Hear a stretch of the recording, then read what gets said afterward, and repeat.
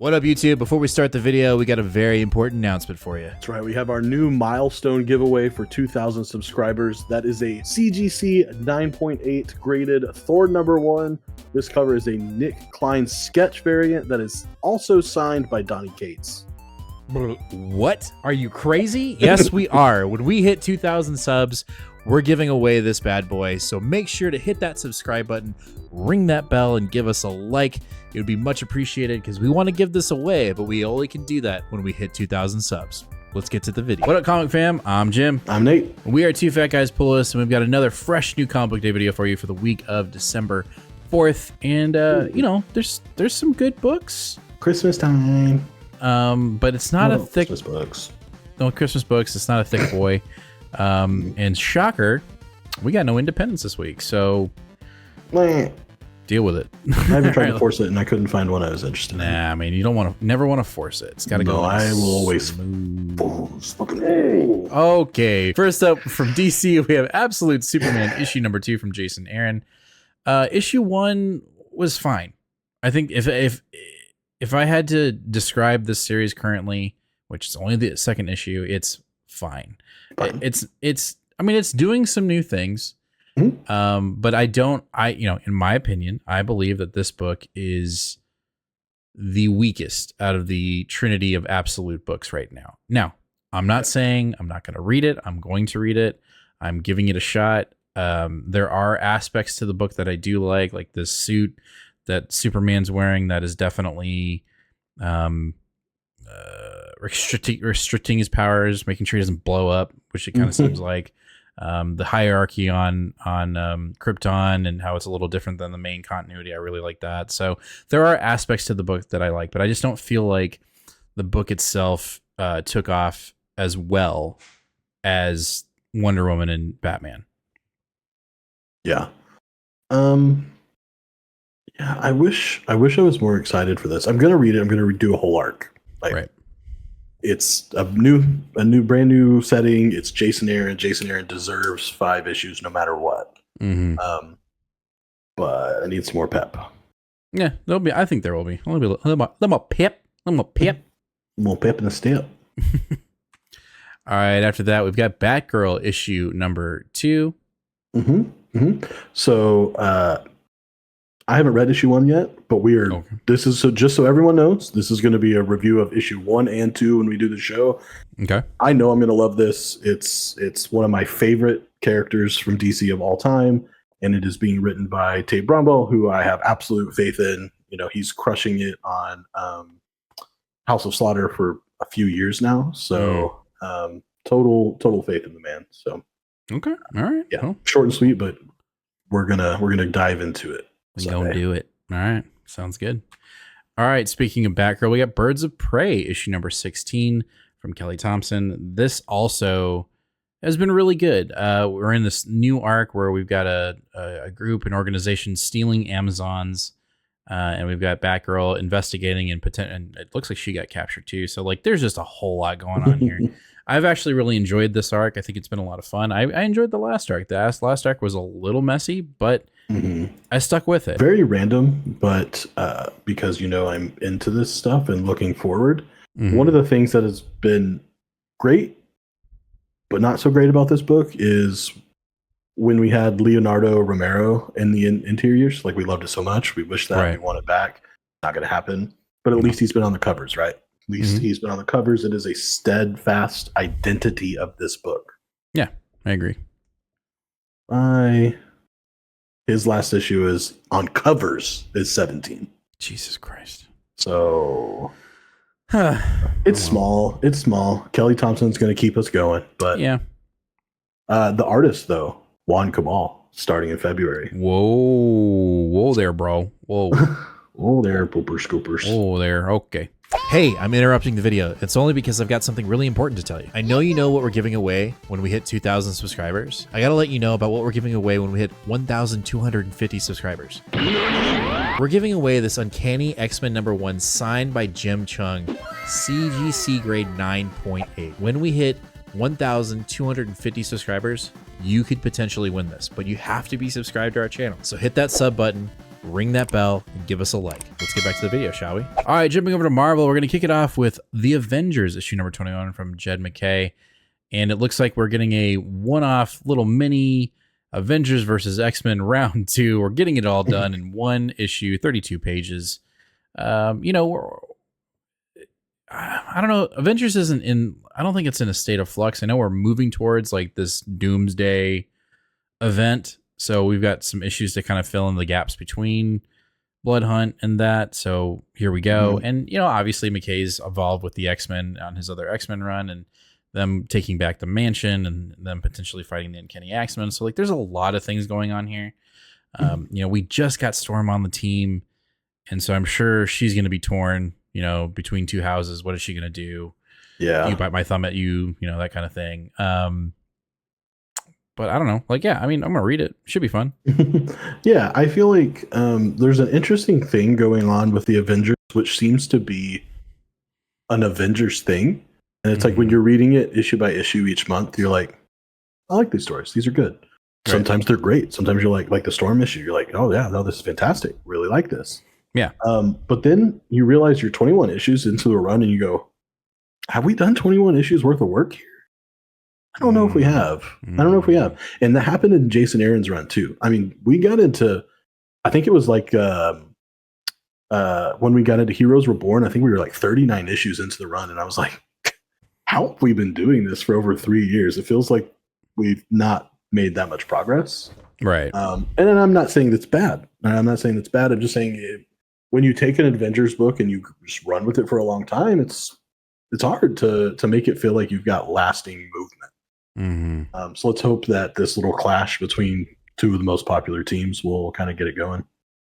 Yeah, we'll see. Again, we'll just have to wait and see, read it and find out. But I have hope. I think it'll be fine. Also, the Storm variant for this is amazing. Well, let's pull it up, shall we? Yeah. So this cover, Marvel is releasing all of the extra art from Capcom versus Marvel series. And so there's a ton of these covers. I'm thinking I'm picking up a couple of them. I didn't know that this one was coming out. So it might be a game time decision because I am absolutely in love with the Capcom versus Marvel artwork. It is so kick-ass. I still haven't gotten the game. I'm asking for it for Christmas. Yeah. Oh. All right, next up we have NYX issue number 6 from Kelly and Lansing. We're starting a new arc. It looks like our team is going to be going to a Dazzler concert and dealing with, you guessed it, Mojo. And he just seems to be, wherever Dazzler is, Mojo shows up. I get it. But I don't know. This is a new arc. We'll see what happens. This might be, as much as I've been loving this series, this might be where I potentially start questioning if I'm picking it up. Interesting. This is just, as someone who's not a big fan of the series, I find it interesting that like typically we've got a 3-person creative team on a book. Obviously it changes sometimes, but generally if you've got a writer, an artist, and a letterer. Right. And on this book, we have 6. We have 2 writers, a penciler, an inker, a colorist, and a letterer. Mm-hmm. And I'm just like, it is interesting that it takes that much to get this book done. And I'm not sure the quality of 6 great professionals are putting this out, and I'm just like, what's going on here? I don't know, man. Like I think NYX for me, like I said, I've enjoyed it. I like the last arc, but things, I don't know. Like I'm tightening my pull a little bit. So there might be, depending on how the arc goes, this might be where I say, you know what, I think I'm done. All right. After that, we've got the Ghost Spider issue number 8. From Stephanie Phillips. This has also been really fun. I've liked it. It's very, we're moving into Gwen being part of the TVA. It's very, that's coming up very soon. We're dealing with this new character, the Black Tarantula, who seems to be kind of like a love interest, but also like is wanting to kind of kill her off. It's crazy. Silly goose time. I'm looking forward to it. I think it's going to be a lot of fun. I've enjoyed it. It's been a fun book, and I'm liking the build up towards her being involved with the TVA. I just can't wait for that. I think that book's going to be really fun. So yeah, I'm just going to keep on enjoying it. I know some people are kind of complaining that like the TVA is getting more involved because of their usage in the MCU, and people are like, MCU changed my comics, but actually that's really cool. I think the TVA was always an underutilized thing in comics, so yeah, I think it's cool to bring it back in. Yeah, I could give two shits about that. If you want to go do that, touch some grass, hey, I don't care. All right, after that, we've got the Ultimates issue number 7 from Camp. Issue 6, I mean, something happened, and I'm not going to spoil it, but let me just say this. Somebody died. Are they dead? Bye-bye. We'll find out, but maybe, honestly.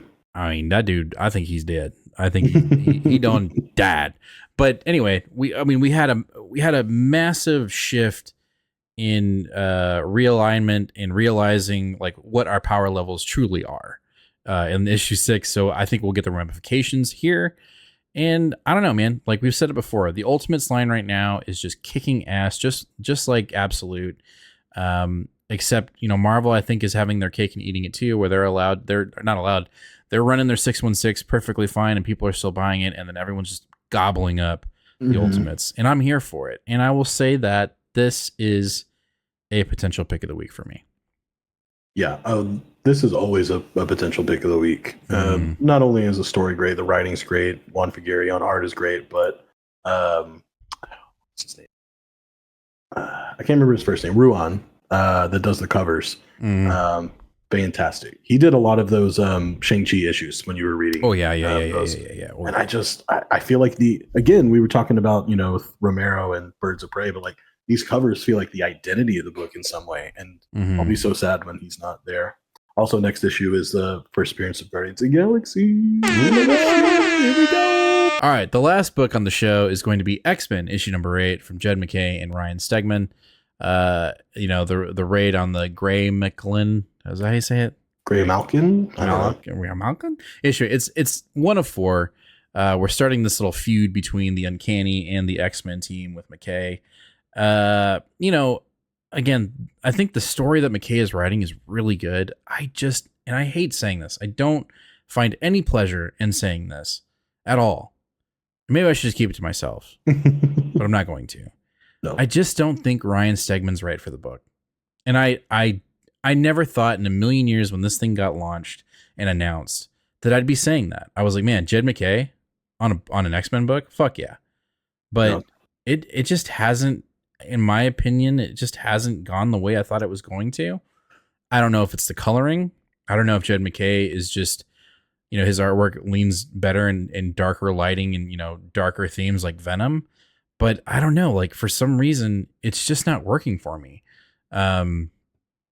It's not making me drop the book, but it definitely, I think it hinders it a little bit. Like I just don't feel 100% in it when I'm reading it because the artwork just doesn't feel like it matches. It just doesn't, I don't know. It almost doesn't feel MacKay, almost doesn't feel Stegman to me. Mm-hmm. Yeah. The art has been a little bit of a hindrance for me. However, I am enjoying Uncanny so much that anytime that they might even be involved at all, right, I am interested in. So I'm looking forward to this this little crossover that we got. This little 3 issue, or is it 3 or 4 issues? Looks like it's 4. Okay, so this little crossover here, I'm interested in, and it's weird because like foundationally, there's a lot going on here that I don't really. I've always been not a fan of modern era mutant versus mutant books or situations. Why? We should not be doing this.